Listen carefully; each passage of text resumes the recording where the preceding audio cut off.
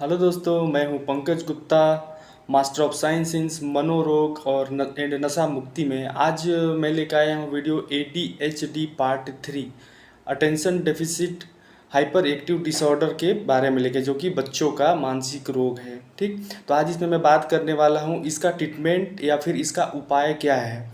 तो इसका पहला उपाय है मेडिकेशन। मेडिकेशन मीन्स सबसे पहले उसको ट्रीटमेंट का ज़रूरत है, साइकेट्रिक डॉक्टर के पास जाना पड़ेगा, क्योंकि बच्चा बहुत ज़्यादा एक्टिव रहता है और उसका मन बहुत ज़्यादा चंचल रहता है। तो सबसे पहले उसको स्थिर करने का ज़रूरत है। जब तक उसका मन और शरीर स्थिर नहीं होगा, बाकी आगे का ट्रीटमेंट नहीं हो पाएगा। इसलिए सबसे पहला उसका ट्रीटमेंट क्या है? मेडिसिन। दूसरा है बिहेवियर थेरेपी।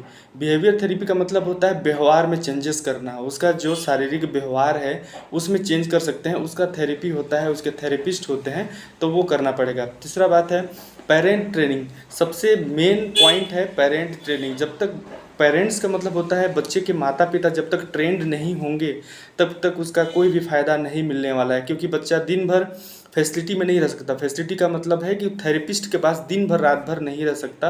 बच्चा लास्टली आपके पास ही रहने वाला है। आधा घंटा 1 घंटा वो थेरेपिस्ट के पास रह सकता है, लेकिन बाकी टाइम आपके साथ गुजारने वाला है। इसके वजह से सबसे पहला काम है कि पेरेंट्स का ट्रेनिंग होना चाहिए कि बच्चे को घर में कैसे कैसे रखना है। सीखना आपको वहीं है, लेकिन आपको घर में रखना है। तो सबसे अच्छा आपका है कि ट्रेनिंग माता पिता का अच्छे से होना चाहिए। और है स्कूल सपोर्ट। बच्चा जैसे जैसे बड़ा होगा, स्कूल में जाएगा, थोड़ा एक्टिविटी उसका ख़राब हो सकता है, व्यवहार में उसका खराबी हो सकता है, लेकिन ऐसे के लिए क्या रहता है कि स्कूल वालों का सपोर्ट बहुत ज़्यादा ज़रूरी है, ताकि बच्चे का ग्रोथ और डेवलपमेंट हो सके। और है इसका साइको एजुकेशन। जैसे जैसे बच्चा बड़ा होते जाता है, मान लीजिए कि 10 साल हो गया, 12 साल हो गया, जब बच्चा समझने जैसा हो गया तो साइको एजुकेशन देना है बच्चे को कि आपका व्यवहार कैसा होना चाहिए, बोल चाल कैसा होना चाहिए, क्या चीज़ ख़राब है एक्टिविटी, क्या चीज़ आपका अच्छा है एक्टिविटी।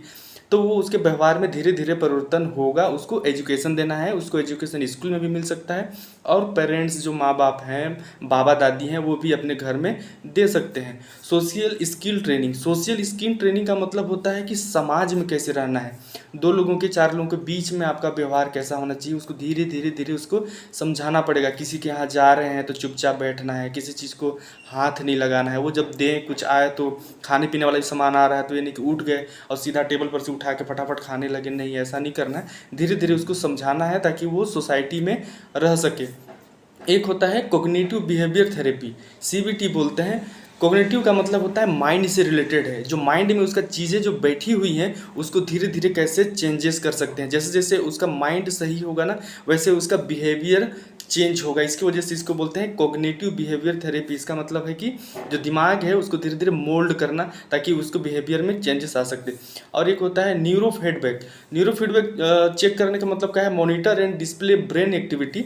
एक चेक करने का है कि उसका जो ब्रेन है ना, उसका एक्टिविटी कैसा है, उसको मॉनिटर किया जाता है। क्योंकि इसमें तो ADHD में तो ब्रेन का ही प्रॉब्लम है। कभी कभी क्या हो जाता है, ब्रेन के संरचना में दिक्कत होने की वजह से ऐसा प्रॉब्लम आता है, तो ये ट्रीटमेंट में ही आता है।